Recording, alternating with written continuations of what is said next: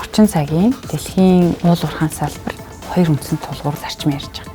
Хариуцлагатай, тогтвортой. Тогтвортой уул уурхайн төлөөгийн одоо хөтөлбөр маань биологийн олон янзын байдал, за усны нөөц ашиглал, хаягдлын менежмент гээд илүү одоо хөгжиж нарийсан өргөн одоо цар хүртэй болсон ийм стандарт. Нийтийн баялагтай шавхуудшгүй олон жил ингээ газрын хөрсөнд хоригдлоод ирсэн баялагийг ашиглаж байгаагийнхаа төлөө эдийн засгийн одоо үр гүйцэтгэж байх шиг. Нөгөө талаараа яг хөөхлөөр уул уурхайн үйл ажиллагаа бол байгаль орчин нийгмийн хувьд хариуцлагатай байх хэрэгтэй.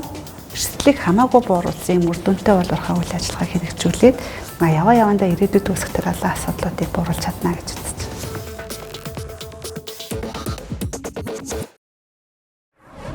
За TSM стандарт маань 9 протоколтой. Тэгээ бусад одоо байгаль орчин бонзын одоо шаардлага стандартуудаас давуу талууд нь бол одоогийн сүүлийн үеийн эрчим хүчний шилжилттэй холбоотойгоор уур амьсгалын өөрчлөлттэй холбоотой асуудлуудыг бол нэлээд чухалчилж оруулж өгсөн. За биологийн олон янз байдал хамгаалал, за орон нутгийн харилцааны асуудлыг бас нэн тэргүүн тавих асуудлуудыг оруулж өгсөн. Яг өнөөдөр бас манай салбарт манай улс одоо эрсдлийн салбарт тулгамдж байгаа нэлээд олон асуудлуудын бас шийдэл болж чадах болов нөгөө олон талт харилцааг маань нэлээд дэмжиж өгч чадах болов гэдгээр бас бид нэр харж байгаа.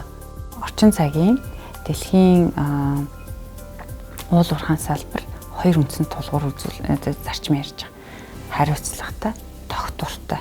За энэ хоёр эргүүлээд одоо цуг аваад явна гэхлээр уур амьсгалын өөрчлөлтөнд яаж одоо нэг даван туулах чадвартай байх вэ гэж яригдж байгаа.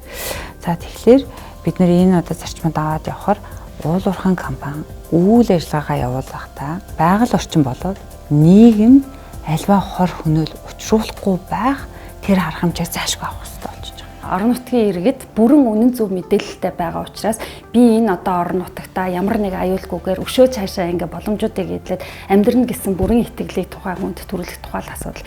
Тэгээд энэ нөгөө нэг итгэлцэл гэдэг юм бол нэг удаагийн үнэлгээ хийж очоод компани нэг танилцуулах уулзалт хийгээд эсвэл тусгай зөвшөөрөл авахынхаа өмнө орон нутгийн иргэдийг ингээ цуглуулад нэг удаагийн яриагаар болол ерөөсө шийдэгдэхгүй. Энэ бол нөгөө нэг урьдчилан төлөвлөсөн магадгүй тэр төлөвлөгөөгөө орон нутгийн иргэдийн өөрсдийнх нь оролцоотойгоор хийсэн урт хугацааны байнга хэрэгжих юм нэг харилцааны арга замуудаар ингээд дамжиж хэрэгжих юм юутай. Тэгээд яг хөө манай айлч хуульд болохоор зэрэг компани одоо төслөө эхлэхээс эхлээд дуусах хүртэл орон нутгийн иргэдтэй энэ шатандаа ингэж харилцсан, ийм мэдээллийг ийм цаг үед иргэдэд ингэж өгнө гэсэн ийм наривчлсан зохицуулалтууд бол байхгүй. Тэрний хамаг учир байгаад байгаа. Энийг нөхөх юм нь юу вэ гэхлээр зэрэг энэ хариуцлагатай уул уурхайн кодекс болоод уул уурхайн компаниудыг орон нутагтай одоо харилцах төлөвлөгөөтэй байх, тодорхой стратегитэйгээр тогтмол харилцаж явах, тэр нь өөрөө тасралтгүй үргэлжилсэн байх гэдэг юм наривчлсан ийм заавар зөвлөмжүүдийг ингээд дүрмүүдийг тавьж өгөөд тэрийгэ компани өөрөө одоо өөрийнхөө соёл болгоод хэрэгжүүлэх юг тавьж байгаагаараа бол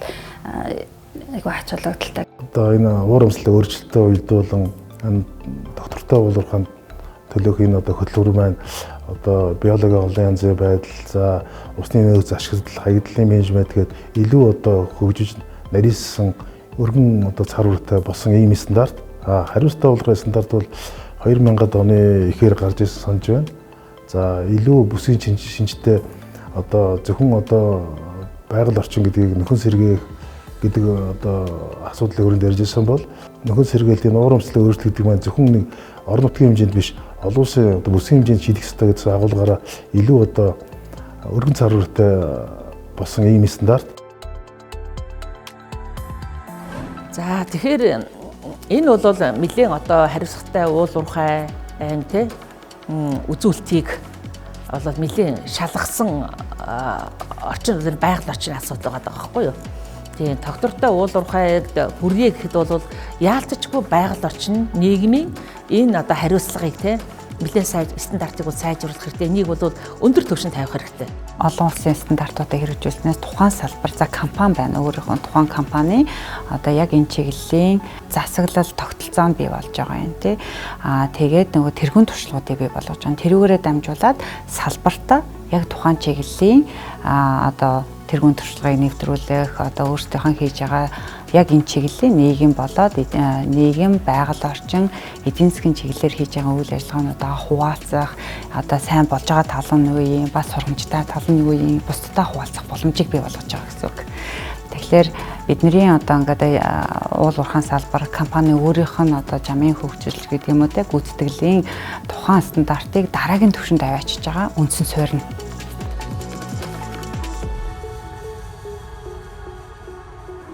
Стандартыг хэрэгжүүлээд явхлаар ялангуяа энэ олон нийтэд харилцах асуудал дээр бол манайд нэлээд асуудал үүсдэг. За тэр нь бол уурхай талаасаа ч тэр жоохон туршлага хэрэгтэй болдог тал байна. За иргэд олон нийт талаасаа ч тэр одоо бас жоохон үйл ихтгэлцэх байдал үүсдэг байна. Дээрээс нь байгаль орчны менежмент талаасаа бидэнд бас дутагдaltaй зүйлүүд бас тулгардаг л да. Тэгэхээр нэгэнт одоо олон улс төр шалгараад бий болчихсон бүгд хүлээн зөвшөөрчихсөн стандартыг нэвтрүүлэх юм бол бид энэ олон эрсдлийг даван тоолохгүйгээр сэргийлж чадна гэсэн үг байхгүй.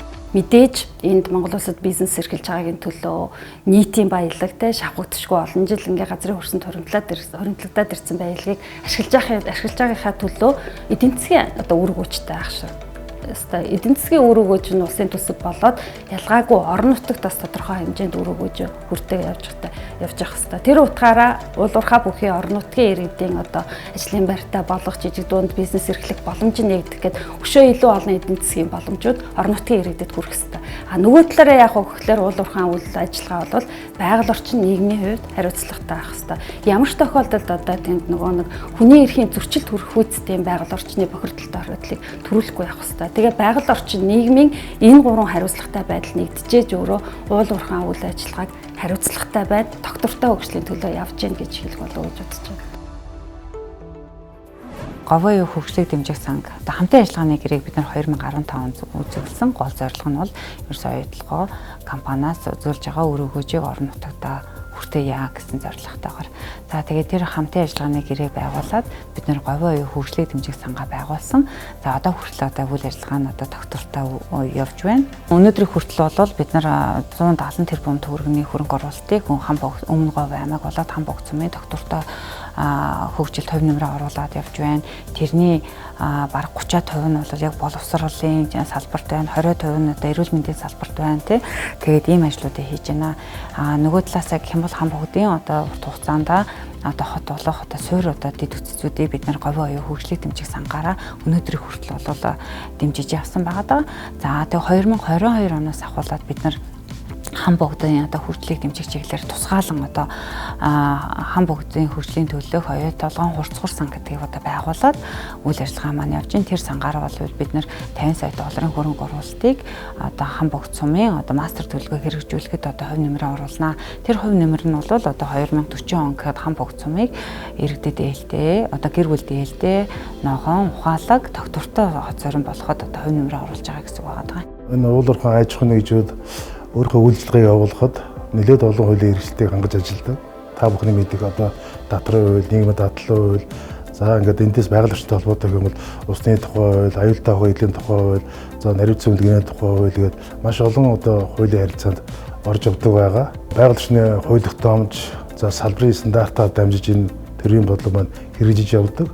За яамны зүгээс бол аж ахуйн нэгжүүдтэй хамтран ажиллахтаа өмнө нь бид одоо хяналт шалгалтыг альва төвшил гарсныхан дараа араас нь хөөцөж явдаг байсан бол одоо биднээсийн одоо ажлын арга барил өөр тийш явж байгаа. Хаана эрсдэлтэй цэг вэ? Тийшээ одоо хяналт шалгалтыг чиглүүлнэ. Гэхдээ биднээс хуучны хяналт шалгалт гэдгээс татгалзаж одоо зөвлөн тусах одоо эрсдэл гарахаас өмнө биднээс урьдчилан сэргийлэх замаар одоо энэ аж ахуйн нэгжүүдтэй хамтарч одоо биднээсийн одоо бизнесийн үйл ажиллагаанд саад болохын тулд урьдчилан хилдэг иймэрхүү одоо арга барил руу шилжээд ажиллаж байна. Ерөнхийдөө бол стандартыг хэрэгжүүлснээр одоо хамгийн гол давуу тал нь олон янзын стандарт байгаа шүү дээ. Олон улсын одоо хэрэгжээд явцсан стандартууд байна да. Тэгээ энэ стандартуудаас манай энэ доктортой уул уурхайн стандарт ямар давуу талтай вэ гэхлээр илүү нээлттэй байхгүй. Тэгээ иргэдийн оролцооч нээлттэй, хөрөнгө оруулагчдын оролцооч нээлттэй хамтын одоо ийм хяналтанд ор явагдаж байгаа гэдэг утгаараа давуу талтай. За манай байгаль орчны салбар дээр тулгараад байгаа гэх юм уу байгаль орчны менежментийн төлөвлөгөөг хэрэгжүүлэхэд яг бид бол хөгжүүлээд явж байгаа. Тэгээд энэ рүү одоо асуудлыг чиглүүлээд илүү сайн сайжруулад явах юм бол бид хүрээлэн орчны бохирдлоос сэргийлж чадна. Орчны бохирдол гэдэг зүйл бол одоо ингээд юу гэмдэ нэг нь хянаад нөгөөх нь хянуулаад явж гин гэдэг утгаас илүү өргөн хүрээтэй бид цаашдаа байгаль орчныг бохирдуулахгүй байх. Байгаль орчингийн ярихлаар хүмүүс хингийн одоо амьтан ургамал гэж ойлгодог байхгүй. Тэгэхээр энэ бол бидний амьдрах орчин тий. Нэгэнт байгаль дээр бий болсон бохирдлыг бид дараагаар нь хойноос нөгөөгөө цэвэрлэн гэдэг бол үнэхээр асуудалтай. Тэгэхээр хэдийгээр одоо байгаль орчны салбарт энэ стандартыг яг сайхан мөрдөөл явах юм бол бид нар энэ олон эрсдлээс сэргийлнэ. Эрсдэл гэдэг нь зөвхөн эдийн засгаар биш. Тэ одоо олон үеэрээ амьдрах газар нутаг шүү дээ. Тэгэхээр энийг бид хэд олон талаас нь сэргийлэх юм маш өргөн утгатай ач холбогдолтой үйл явдал. Компани байгууллагын соёл болчих юм бол хуулиар тогтоосонтой ялгаагүй бараг илүү хэмжээнд ингээ хэрэгжих юутай гэж харж байгаа. Тэгээд доктортой уулуурхайн төлөө стандарт болоод энэ хариуцлагатай уулуурхайн кодекст бол орон нутгийн харилцааны асуудал бол бас хамгийн гол юм элемент болоод ингээ орцсон байдаг.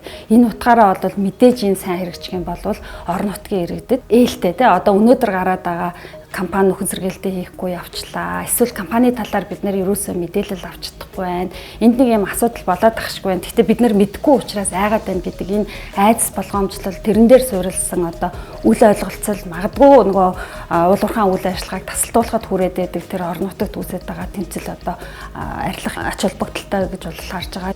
За ямар ч гэсэн уулуурхаан салбарыгаа дараагийнхын шатанд ялангуяа нийгэм эдийн засаг байгаль орчны одоо гүйцэтгэлтэй тэр чиглэлээр одоо дараагийн халаханд аваачих, дараагийнхын шатанд аваачих суурь нөхцлүүд гэж бодож байгаа.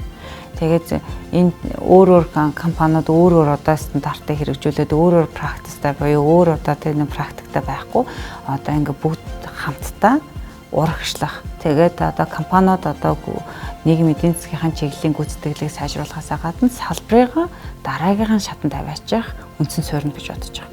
Тэгээ одоо тухайн салбар шүү дээ. Манай нэг уулуурхаан салбарт одоо идэвхтэй бий болж байгаа яриа хэлцээрүүдийг дараагийн түвшинд аваачих.